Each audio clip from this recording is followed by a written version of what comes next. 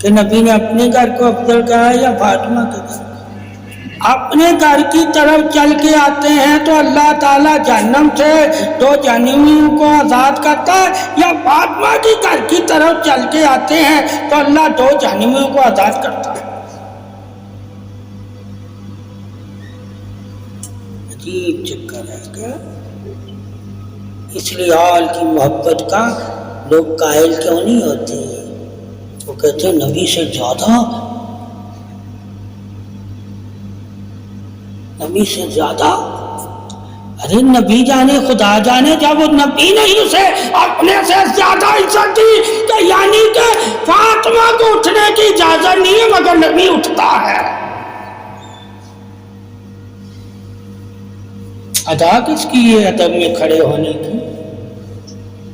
فاطمہ کی نہیں ہے، محمد صلی اللہ علیہ وسلم۔ تو یہ عزت کس نے دی فاطمہ کو؟ جس کو نبی اپنے سے بڑھ کر عزت دے اور اپنی جگہ بٹھائے اور خود کھڑا ہو جائے، وہ فاطمہ ہے، کوئی صحابی نہیں ہو سکتا۔ یہ جو صحابہ کے برابر اسے کر دے،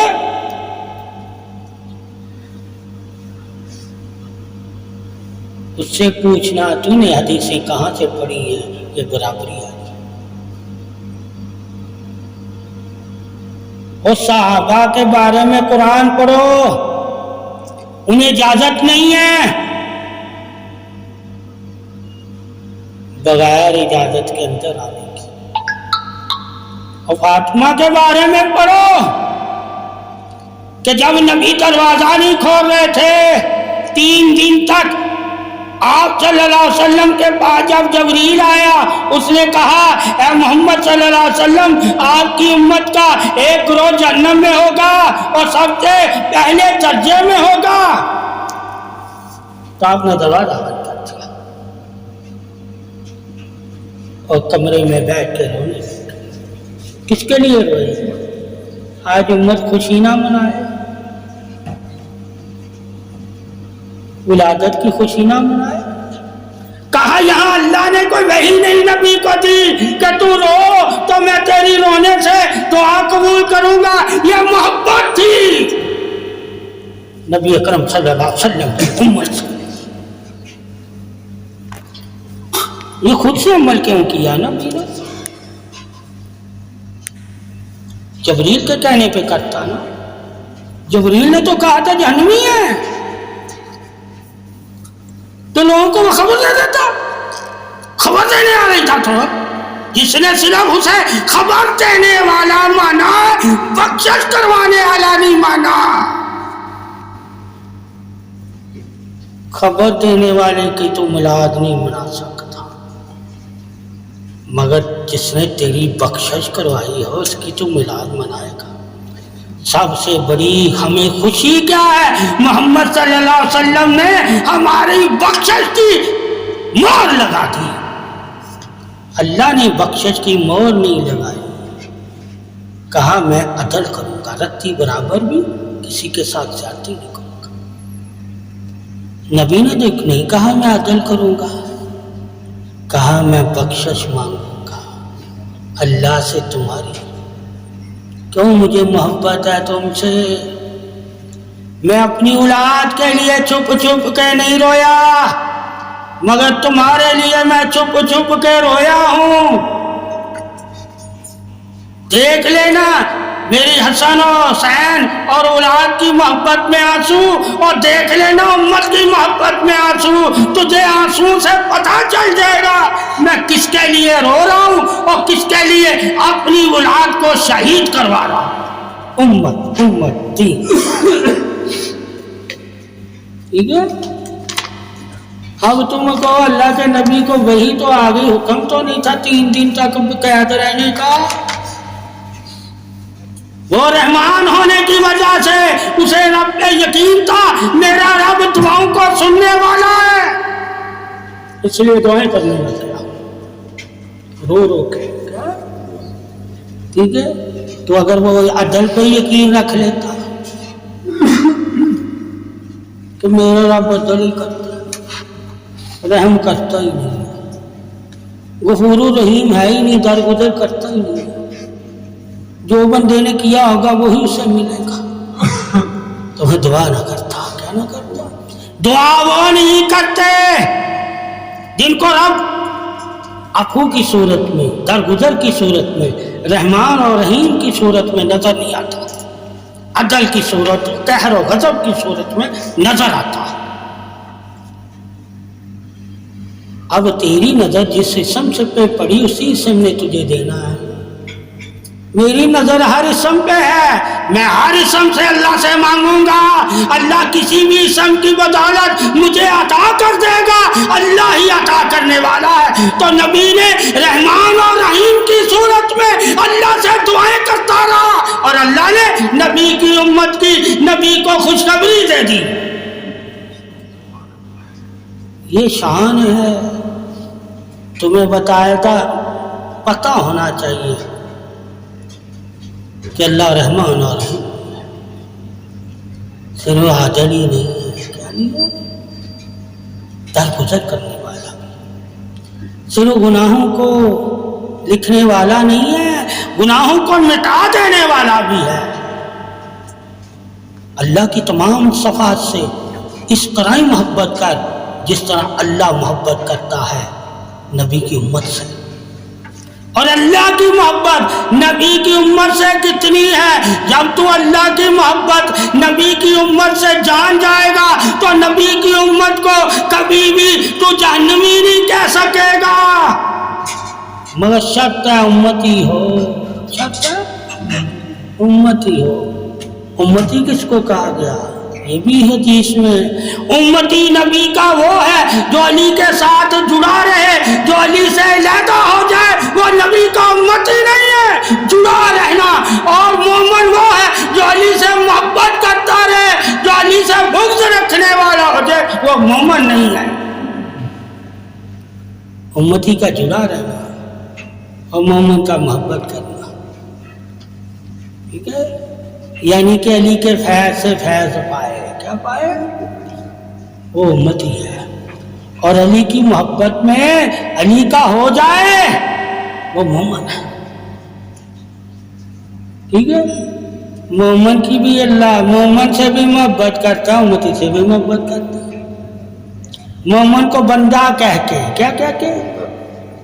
70 گنا زیادہ محبت، کیا؟ ماں کی مثال دے کر۔ اور جب امتی کی باری آئی تو ماں کی مثال نہیں دی۔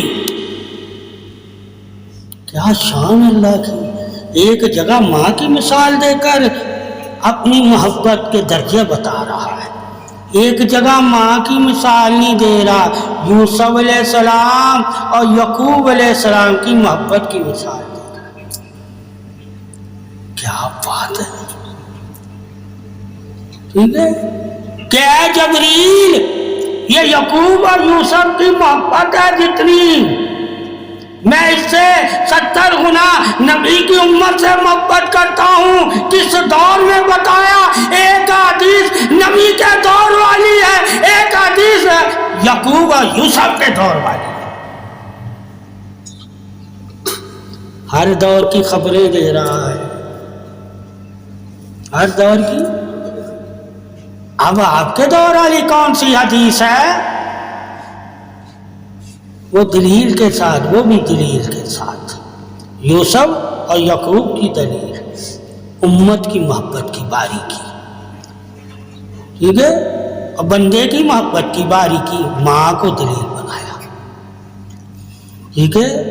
چند صحابہ اکرام آئے آپ صلی اللہ علیہ وسلم کے پاس تشریف لے کے کہا، اللہ کے نبی، ایک جوان کو دھوپ میں کھڑا کر دیا اور اس کی ماں نے اس کے اوپر اپنی کمر سے سایہ کیا۔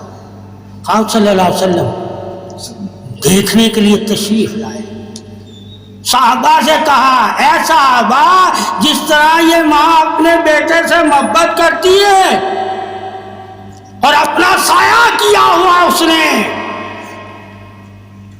اللہ تعالیٰ اس ماں سے 70 گنا اپنے بندے سے محبت کرے گا، اور کرتا ہے تو پھر اللہ کا سایہ رحمت کیسا ہوگا؟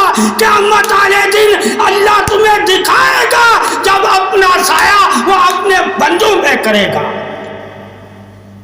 وہ محبت کا سایہ ہے، اللہ کی محبت، عدل نہیں ہے وہاں۔ کیا نہیں؟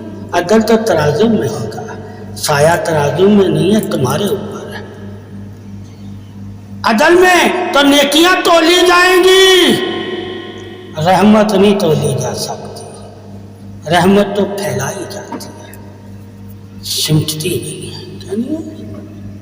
تو اللہ کی رحمت کے جو سائے میں آئے گا اس کی شان کیا اللہ نے بتائی، سوا نیزے اعلیٰ سورج بھی اس کے جسم کو کچھ نہیں کر سکتا، اس کا جسم میری رحمت میں محفوظ ہوگا۔ جس طرح اس عورت نے دھوپ سے اپنے بچے کے جسم کو محفوظ کیا، اللہ اپنی رحمت سے اپنے بندے کے جسم کی حفاظت کرتا ہے۔ اس حفاظت کی بنا پر ہی ہم لوگ کہتے ہیں کہ اللہ والوں کے جسم محفوظ ہے۔ ٹھیک ہے کہ وہ اللہ کہتا میں حفاظت کرتا ہوں۔ جس کو اللہ پہ ایمان ہوگا وہ جان جائے گا کہ اللہ کے دوستوں کی حفاظت ان کے خود جسم، ان کے ہاتھ پیر، ان کے علم نہیں کرتے، اللہ کی رحمت کرتی ہے۔ اور جس قبر پر اللہ کی رحمت ہوتی ہے وہی تو جسم پاک اور سلامتی والے ہوتے ہیں، وہی جسم۔ اللہ انہیں قبروں کی مٹی سے محفوظ کر دیتا اور حکم دیتا ہے مٹی کو کسے کھانا مت۔ اب جن کے بارے میں تم پڑھ لو گے حدیثوں میں کہ مٹی کو حکم ہے تم اسے مت کھانا، یہ امانتاً ہے تیرے حفاظت میں نے دیا ہے۔ وہ جسم بھی ہم نے پڑھنے ہیں جس کی مٹی بھی ایمانت کی حفاظت کرے، وہ جسم کون سے ہے؟ اور جو مٹی کی ایمانت ہو جائے وہ جسم کون سے ہے؟ ٹھیک ہے، مٹی انہیں اپنی ایمانت سمجھتی ہے اور وہ جسم اللہ تعالیٰ کی ایمانت ہے، مٹی سے اپنی ایمانت نہیں سمجھتی، اللہ کی ایمانت سمجھ کے ان کی حفاظت کرتی ہے۔ تو جسموں کی بھی تمہیں پتہ چل جائے گا درجات سلامتی کہ کچھ مٹی میں جسم ایسے ہیں جن کو اللہ نے مٹی کو حکم دیا ہے کہ یہ مانتن ہے تو انہیں ان کی عبادت کرنی ہے، اور کچھ جسم ایسے ہیں وہ مٹی کو حکم دیا ہے تم اسے کھا جانا، اس کا نام و نشان اٹھا دو۔ سارے جسم ایک جیسے نہیں ہیں۔ تو جب حدیثیں پڑھی ہوں گی تو ہم قبر والوں کے پاس جائیں گے نا، کون سا جسم کیسا جسم ہے، کن جسموں کی حفاظت کی ذمہ داری مٹی کو دی اور کن جسموں کے بارے میں مٹی کو حکم دیا ان کے لیے تو عذاب بن جا، اور کن کو حکم دیا ان کے لیے تو جنت کا باغیچہ بن جا۔ اب قبر کسی کے لیے عذاب بن گئی، کسی کے لیے جنت کا باغیچہ بن گیا۔ ٹھیک ہے، اب دونوں حدیثیں ہیں کیا؟ تم ایمان میں کس طرح زیادہ ہو گئے، جس طرح اللہ کی رحمت زیادہ ہو گئی۔ ہم رحمت تلاش کرتے ہیں قبروں میں جا کر بھی، ٹھیک ہے، تم ہر قبر والے میں رحمت نہیں تلاش کرتے، تمہیں کیا تلاش ہے؟ عذاب ہو رہا ہے، مٹی کھا گئی ہے۔ ارے یہ بھی حدیثوں میں معلوم ہے، مگر یہ مومنوں پہ ہم نہیں لگاتے۔ کیا نہیں لگاتے؟ تو ولیوں پہ کیسے لگا دیں گے؟ جو حدیثیں مومنوں کے لیے نہیں ہیں وہ ہم ولیوں پہ لگا دیں؟ مومن تو ولیوں سے زیادہ فضیلت والا ہوتا ہے۔ اللہ نے مومن کی قبر کو جنت کا باغیچہ کہا ہے تو ولی کی قبر کو کیا مقام دیا؟ یہ ایک الفاظ سے دوسرے الفاظ کو پہچاننا ہے کہ ایک صف والے سے دوسرے صف والے کی عظمت زیادہ ہے، تو جس کی عظمت زیادہ ہو تو وہاں انعام بھی زیادہ